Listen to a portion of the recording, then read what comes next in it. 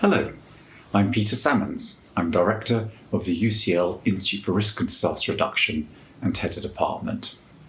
Welcome to our virtual open day for the BSc Global Humanitarian Studies program. My name is Ilan Kelman. I'm 50% here at the UCL Institute for Risk and Disaster Reduction and 50% at the UCL Institute for Global Health, with my mandate bringing together health and disaster topics.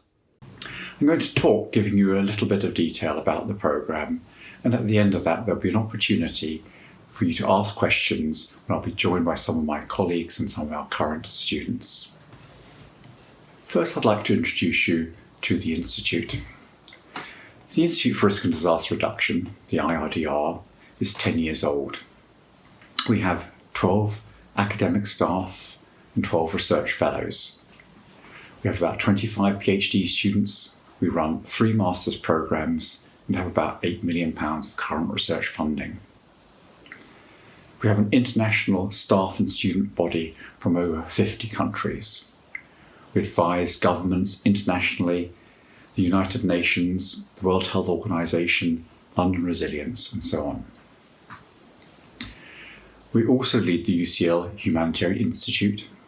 We host the Centre for Gender and Disaster, the Centre for Digital Public Health and Emergencies, and the Conflict and Disaster Hub. Let me introduce you to some of my academic colleagues leading the BSc programme. Dr. Poonam Yadav is the programme lead for the BSc Global Humanitarian Studies. She's a social scientist and co-director of the IRDR Centre for Gender and Disaster. Dr. Bayaz Ahmed is a BSc admissions tutor. He is an expert in geospatial analysis, and I'm sure you'll be contacting him shortly. Dr. Jessica Field is the undergraduate tutor. Her background is in historical science and is a lecturer in humanitarian studies.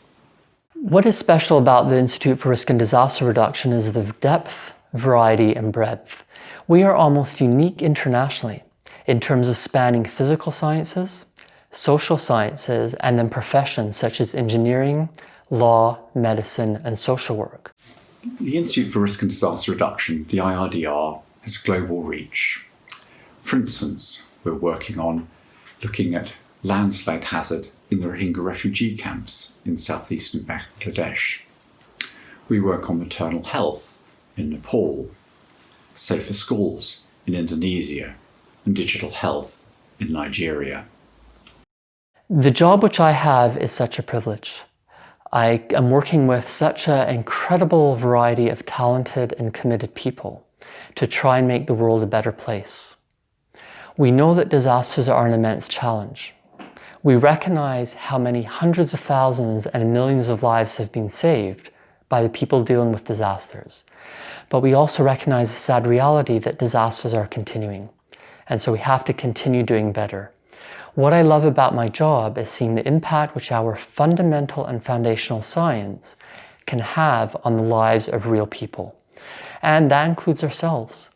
Amongst our staff members, amongst our students, many of them have experienced disasters. Many of them have been involved in humanitarian relief, and it affects us all. Some recent research highlights.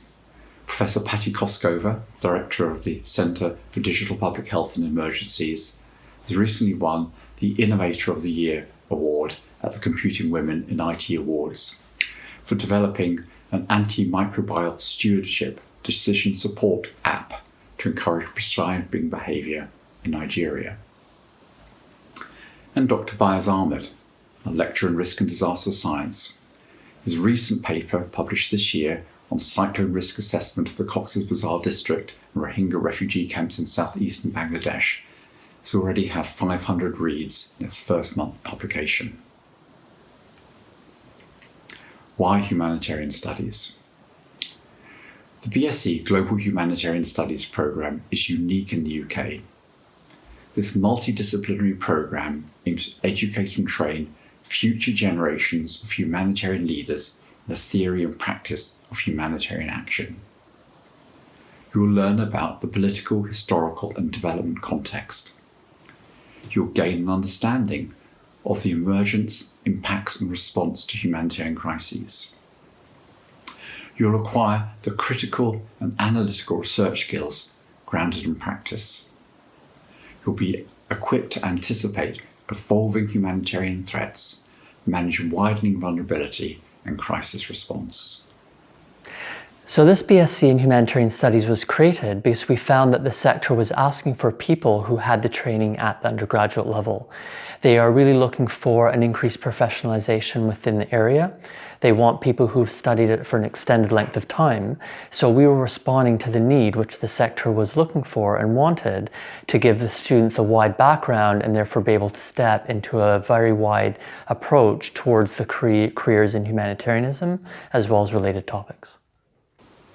The programme was developed with humanitarian sector employers, advising us on key competences and skills required in new recruits to support job prospects of BSc programme graduates, and also offering placement opportunities. These included the International Organization for Migration, UN Development Programme, UN Women, Christian Aid, the Swiss Agency for Development and Cooperation.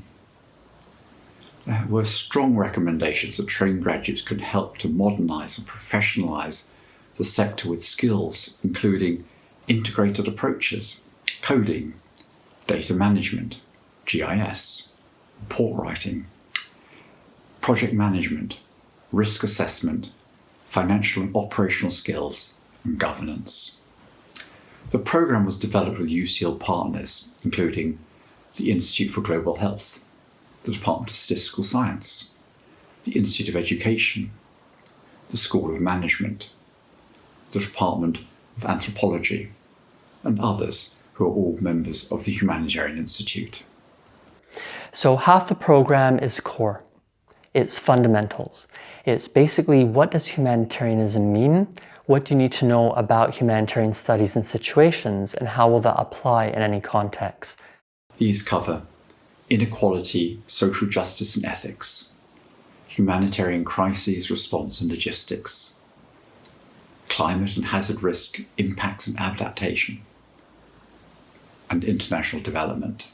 But then you get to choose, and there are 4 streams available, and each student gets to choose 2 of them for many of the remaining courses, which means that depending on where the student wants to go, how they want to prepare themselves, these options are available, as well as further options for elective modules. So coming out of this degree, you have the foundation to go to industry and say, look, I understand what's going on with conflict and disasters. I understand how climate change links to them. I understand what some of the basic data analysis techniques are. I really know and can advise on how management should approach some of these topics. And therefore, the student is well prepared for an industry career. But it's the same in the nonprofit sector. They are dealing with projects. They are dealing with programs.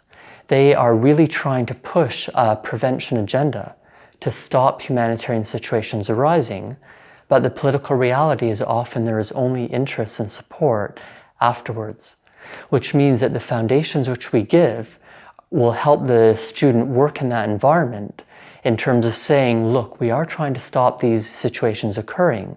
We also have to be ready to respond. By having the different streams within the course, we are certain that the students will be able to set up and prepare for their future career. The programme uses diverse teaching and learning methods.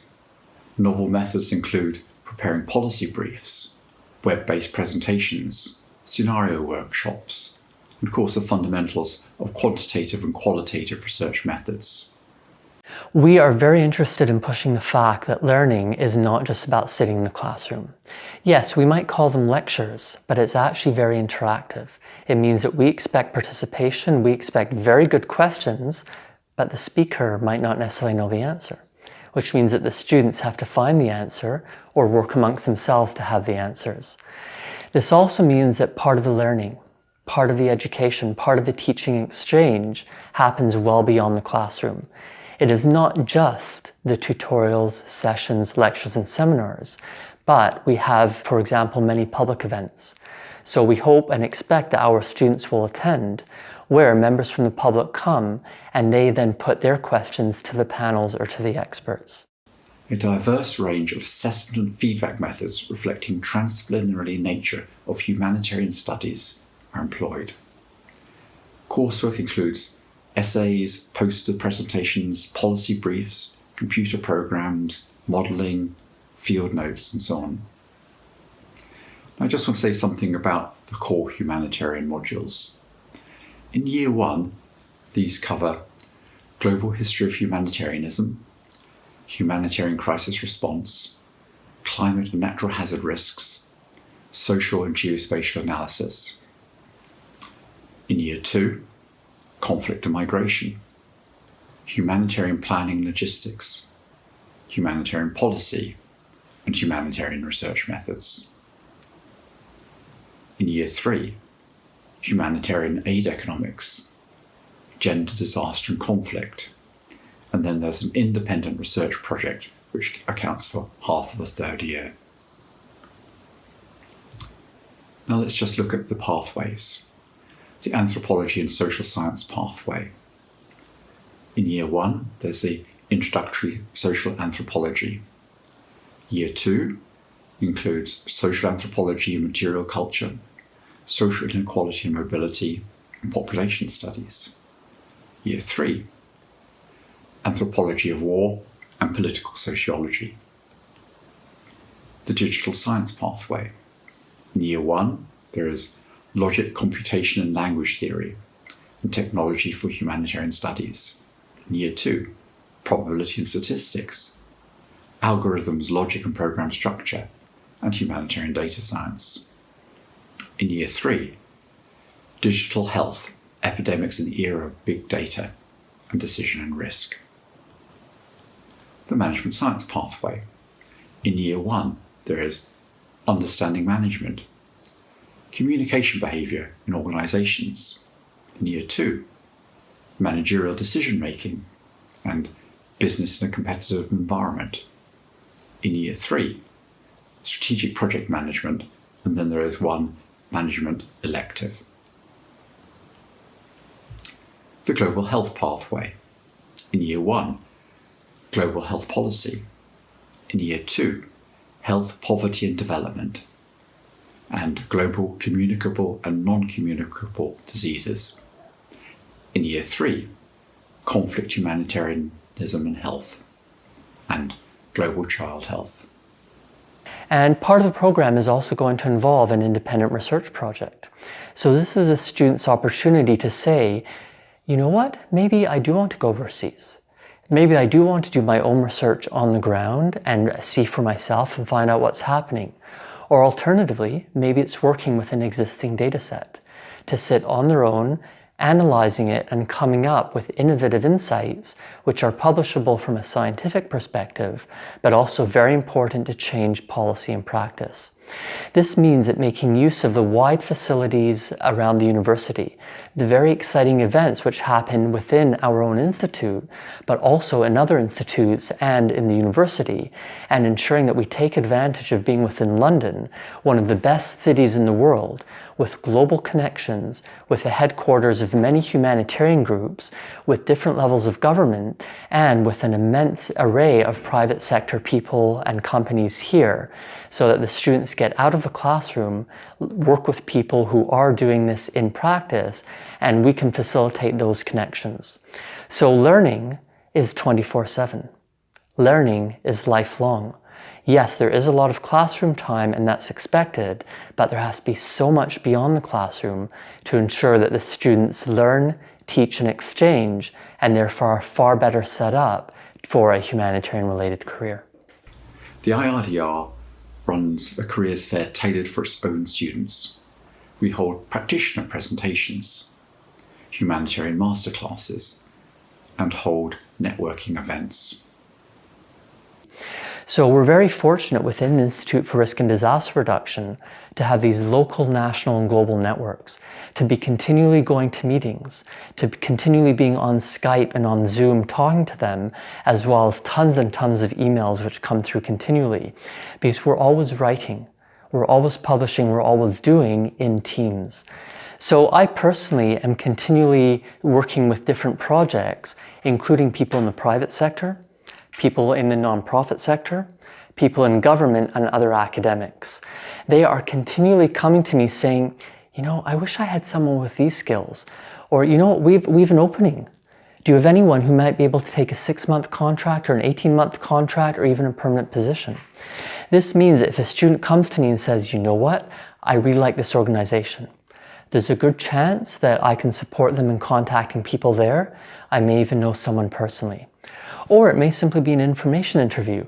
Look, can you go and have a coffee, sit down with them, explain to them what's happening within industry, what's happening to them within government, and what are the possible streams. And obviously, there's not a chance that I know all the jobs that are out there. There's not a chance that I know every possible career pathway.